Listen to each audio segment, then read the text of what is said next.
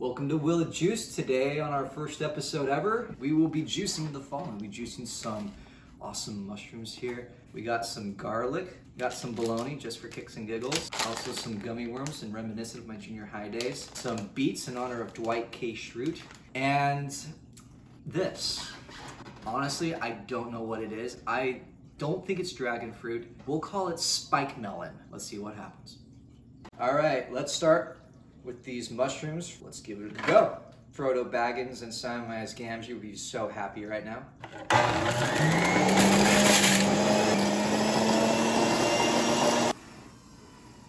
A very special part of this channel is not only are we going to see what the juices look like, or will something like mushrooms juice, but we also are going to see what it tastes like.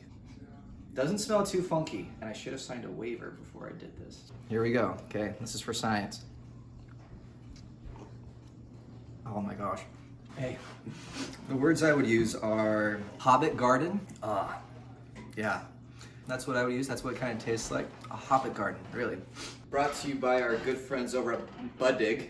We'll be doing some lunch meat. Start her up. We're not really getting much here, folks. What a lot of people don't know about a juicer is that it's great for juicing fruit, but even better for pulverizing meat. So if someone says, hey, I'm on a juicing diet, and they're eating a bologna sandwich, they're lying to you. There's no juice in those. So will it juice? No. Bologna's a no. Well, after that fiasco, let's keep on visiting our junior high days with our gummy worms. When I was a kid, I used to drop $1.25 after lunch on a bag of gummy worms, put them in my cargo shorts pocket, and would eat them in my next class. So let's do this action.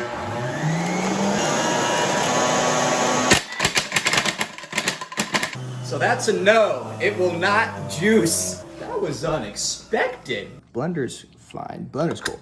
What's interesting, it like shredded them, but it didn't like even like grind them up. Holy cow. So that's a no. Gummy worms, not in the juicing diet. Going on to an actual food, we'll be doing some beets next. We're not gonna juice them like this because they are pretty rock hard, and we've learned from our gummy worm fiasco. So we're gonna boil these, soften them up a bit, and then we'll juice them. While our beets are cooking, thought that we would do our garlic and how it'll juice. It'll be a good time.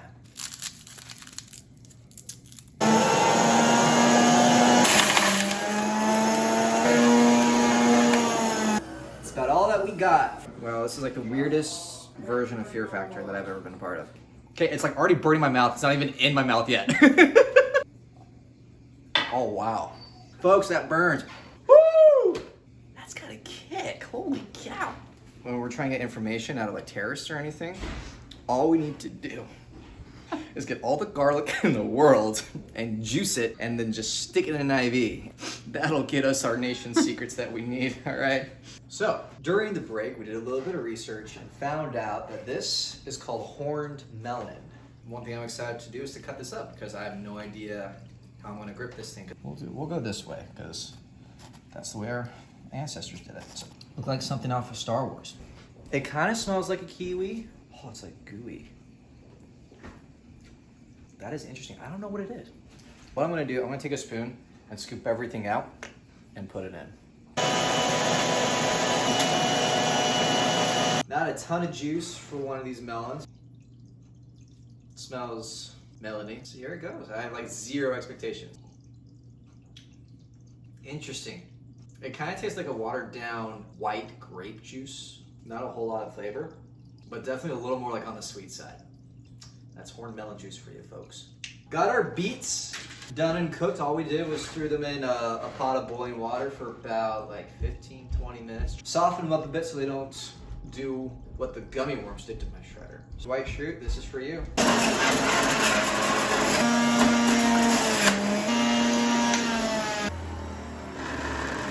We didn't really get a juice out of this thing. Again, kind of like the mushrooms, we got a paste, as it were. But again, this is for science. It still smells like a Hobbit garden. Here we go. You know, I'm gonna put this like right on par with the mushroom. There, it's got that weird weird aftertaste, folks. Sorry. Oh gosh, I'm gonna put this right on par with the mushroom paste that we made earlier. It just really tastes like I took a lick out of Frodo Baggins' garden, and I'm sure Dwight would be, in heaven with this kind of stuff. But there we go.